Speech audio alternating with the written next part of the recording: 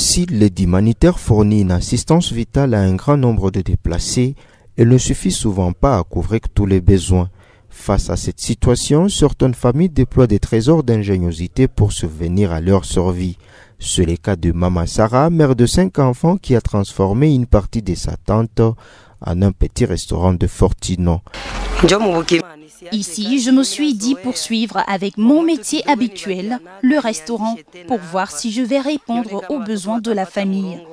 À quelques pas de là, Zawa, une femme dynamique, s'active autour de son étalage de beignets dorés. On achète en gros à 400 francs congolais.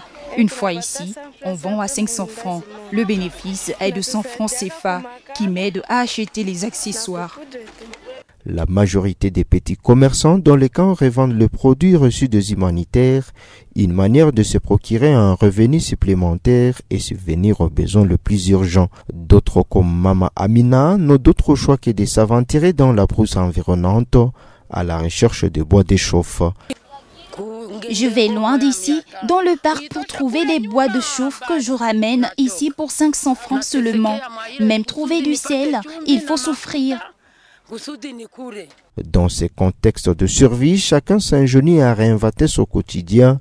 Un vieux couturier avec sa machine à coudre s'installe sous un parasol à l'extérieur de sa cabane et répare le vêtement des habitants du camp en échange de quelques vivres. Des fois, on passe une nuit blanche parce que même les clients n'ont pas payé. Il y a ceux-là qui nous donnent les vivres comme motivation quand on a fini de coudre. L'absence de l'électricité dans les camps plonge les familles dans le noir de la tombée de la nuit. S'approvisionner en eau potable est également un défi quotidien et les installations sanitaires sont rudimentaires et souvent insuffisantes. Il y a des femmes qui sont violées à cause de l'obscurité. Si on avait l'électricité, ça pouvait aider. Là, j'ai un seul bidon avec le risque de rentrer sans l'eau. Il arrive des fois, vous envoyez l'enfant ici, mais il rentre sans l'eau.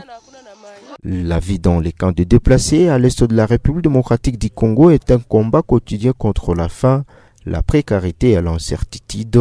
Chaque jour est une nouvelle épreuve à surmonter, une nouvelle étape vers l'espoir d'un retour à une vie normale.